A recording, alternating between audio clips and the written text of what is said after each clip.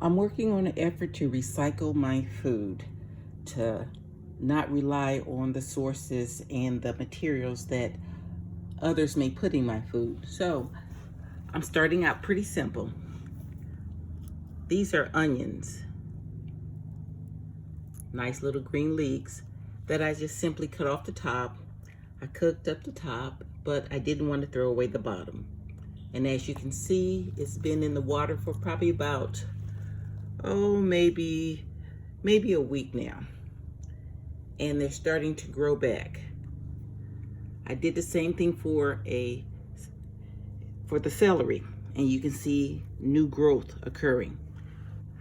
I'm going to pot these in soil, and my new goal is not to recycle as much as my food as possible and not rely on the general market for my food. This is a small step, but and I'll continue and to share how my food are beginning to grow. These are just some of the things that I have started. I have started with other items also. This is December, and I have, these are seeds that I started from a tomato that I had eaten. And this is, I'm getting tomatoes. I can also pull it in the yard, in the house when the weather is inclement, but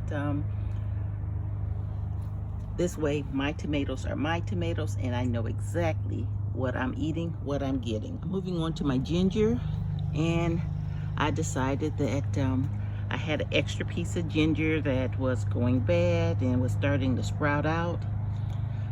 This has been 2 months now, and the ginger is starting to, you can see the new rhizomes in here. I'm going to have to put this in a bigger pot, get a better view of that. So I'll never have to buy ginger again.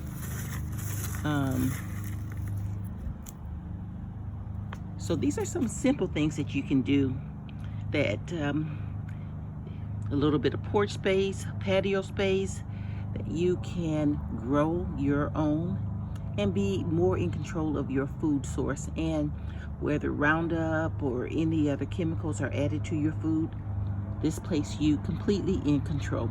A small step, but a step.